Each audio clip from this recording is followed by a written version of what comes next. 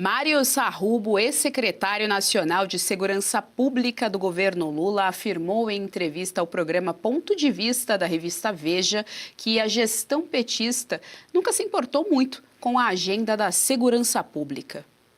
A esquerda, ela nunca gostou do tema segurança pública, nunca foi uma pauta importante que esteve ali como uma política pública, um olhar de política pública.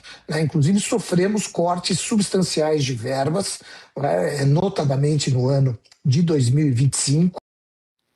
Bom, doutora Kátia Magalhães, está aí. Se ele mesmo está dizendo que a esquerda nunca se importou muito, é interessantíssima a frase, assim, dá o tom do desdém dessa gestão esquerda aí, há pelo menos 20 anos no nosso país, em relação à segurança pública. Nunca se importou muito, são as palavras aí do ex-secretário.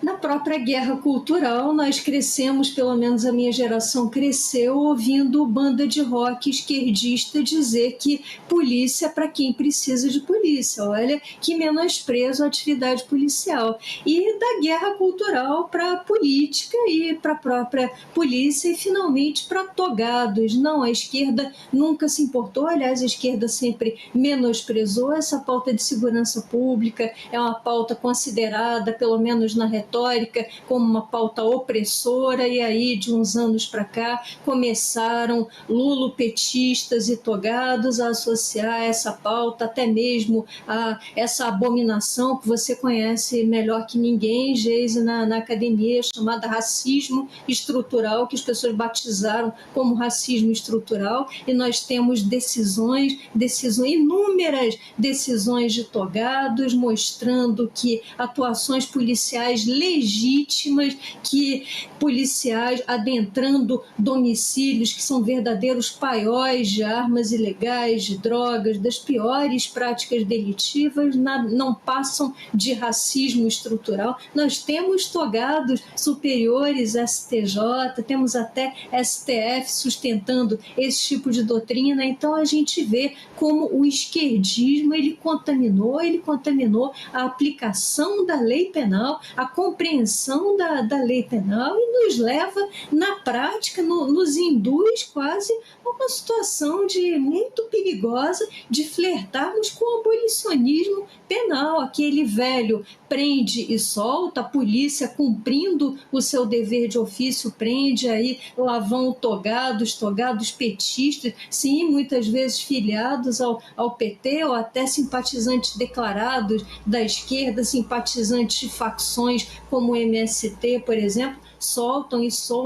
sob essas alegações esdrúxulas. Surpresa zero. A esquerda tem o seu DNA direto na nossa crise de segurança pública, que o diga o nosso estado do Rio de Janeiro, governado pela esquerda, permeado pelo brizolismo, pelo menos desde o fim da ditadura militar. Os nossos sucessivos governos aqui do Rio são sim de esquerda, apesar de alguns deles se apresentarem como sendo de direita, e não satisfeitos com isso, permearam a pauta togada. Então foi um ambiente de contaminação geral que nos custa a liberdade sagrada de ir e vir, de saber que nós vamos poder ir às ruas, circular pelas ruas das nossas cidades sem sermos molestados, assaltados ou outras coisas até piores. Esse é o Brasil da esquerda, que aparelhou instituições com ideologias nefastas, deploráveis. Berenice Leite, quero te ouvir a respeito, tá aí então, Mário Sarrubo falando, sendo bastante categórico, Lula nunca se importou muito com a segurança pública.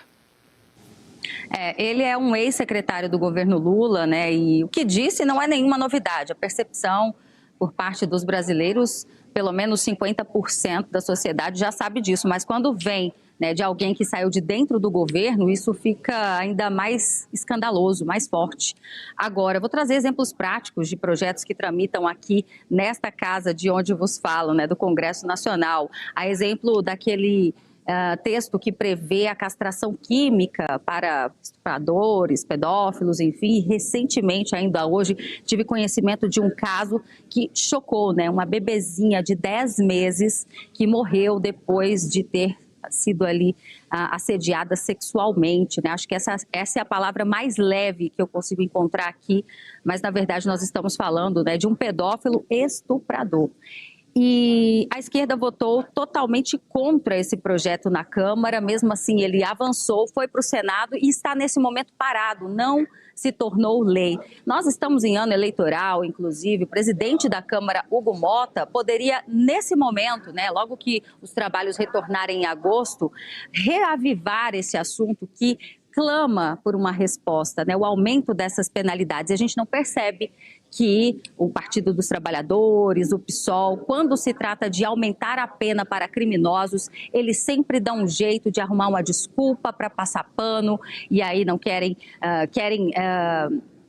não querem criminalizar, por exemplo, o aborto e tantos outros assuntos, né? A própria Talíria Petroni, citamos aqui há alguns dias, ela trazendo um projeto de lei para descriminalizar crimes de menor potencial ofensivo, tipo um roubo de celular, que é só para tomar uma cervejinha. Aliás, essa foi a justificativa de Lula, né, para tentar de alguma forma fazer um aceno para parte do seu eleitorado. E, Geise, esse é um assunto de segurança pública determinante em ano eleitoral. O governo sabe disso. Nós tivemos a mega operação no Rio de Janeiro no ano passado e percebemos que o governo se posicionou contra a ação policial. Mais de 100 criminosos, todos com ficha na polícia, foram abatidos. E no dia seguinte tinha ministro desse governo lá visitando, fazendo aceno, né, para a família dos criminosos. E sabe o que o governo fez? Colocou uma faixa enorme ali em frente ao Ministério da Defesa, falando: somos responsáveis pela principal mega operação, a mais bem-sucedida até hoje no país, sendo que sequer autorizaram que a Polícia Federal participasse dessa operação. Então, assim, o que eles falam não se escreve, né? Eles agem de uma forma, mas em ano eleitoral prometem outras coisas. Então, é preciso que as pessoas fiquem atentas a isso, porque não é porque o projeto de segurança pública, né, aquele projeto antifacção saiu do governo executivo, que o texto é bom. É algo que também foi tramitado aqui na Câmara e foi justamente os conservadores, né, a direita conservadora, que tratou de melhorar e trazer efetividade até mesmo na punição desses criminosos. Geise.